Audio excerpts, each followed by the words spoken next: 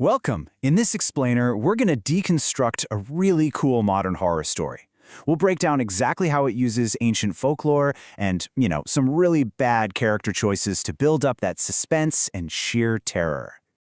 All right, let's just dive right in with this line. It's a super ominous warning from a local villager, and these few words, well, they set the whole stage for what starts as a simple road trip and ends in a complete nightmare. So our story kicks off with 5 college friends. They're heading up to a hill station for a good time, but it all comes to a screeching halt when their car just dies. And of course, it happens in this remote, super eerie location. So here's our crew. We've got Aryan, who is behind the wheel, Nitin, who's going to be our main guy here, and their friends Naina, Samir, and Sanjana. Just a typical group of friends, But they have absolutely no idea about the ancient and very deadly rules they're about to shatter. So instead of finding, a mechanic or someone with jumper cables, they run into a local who gives them this really bizarre piece of advice. He basically says, forget the car. You need to go talk to that tree over there. Obviously, they're skeptical. Who wouldn't be? But they're stuck.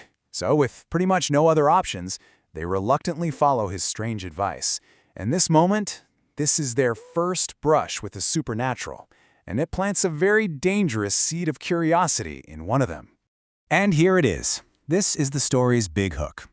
Because the thing they all laughed off as some weird local superstition, it actually works. And just like that, the line between what's real and what's not gets terrifyingly blurry. So just as they're finally driving away, our protagonist, Nitin, takes one last look in the rearview mirror, and he sees this horrifying creature. It's a vision he decides to keep to himself, but this single moment, this is the beginning of a fatal obsession. And that sense of dread, it doesn't just stay on that lonely road. It follows them. They get to their hotel thinking they're safe, but even there's this dark, unlit temple on the property, a temple dedicated to the exact same creature Nitin just saw. There's no escaping it. Okay, so let's get into how this little seed of curiosity starts to grow into something way more dangerous. While all his friends are asleep, that encounter is just eating away at Nitin, and it pushes him down a rabbit hole of some very, very risky late-night research. He just can't shake what he saw. He can't explain it. So what does he do? What would any of us do? He turns to the internet to answer the one question that's just burning in his mind, and what he finds is terrifying. This isn't just some monster that lives in a tree. No, it's a powerful entity. It's a transactional power that can grant wishes, but it comes at a horrible, horrible price. Now, this is fascinating, right? Because it lays out the horrifying rules of engagement.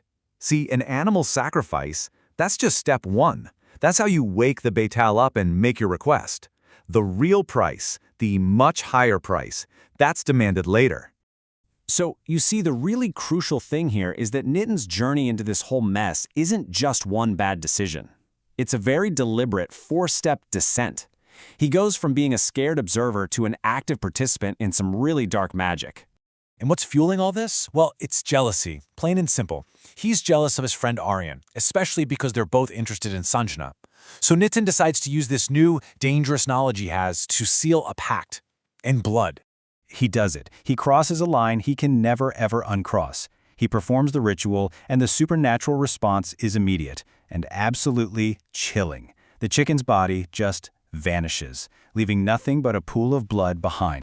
He gets back to his room, probably terrified, and he looks in the mirror, and he's not alone. This blood-soaked Betaal is literally perched on his shoulder, and it's ready to hear what he wants. And there it is, the bargain. Staring at his own reflection, with a demon on his shoulder, he speaks his darkest desire out loud. He asks his ancient thing to kill his friend. Well, the wish is granted with terrifying speed. But Nitin is about to learn that the debt he owes is way, way bigger than he ever could have imagined. He definitely did not read the fine print. He turns from the mirror, and the horror is right there in the room with him. Aryan is lying dead in the bed next to him, his skin a deathly white, and the Betaal is sitting on his chest, smiling. And then comes the gut-wrenching twist. The Betaal basically tells him, hey, that chicken, that was just the appetizer. The real price, the much bloodier price, has to be paid now to close the deal. This is the real horror of the story. Nitin completely misunderstood the rules. It's like he only read the first page of the instruction manual. His jealousy made him take a shortcut, and now he is completely and utterly trapped. The Betaal lays it all out. It gives him one final, chilling ultimatum. He has until the next night to find another human sacrifice, or he becomes the sacrifice himself. The clock is ticking. And that's where the story just leaves us hanging. It leaves us with this awful question that really explores the depths of human desperation. When your own jealousy has pushed you into an impossible corner, what do? Do you sacrifice someone else to save yourself, or do you pay the price for your own mistake? It's a terrifying choice.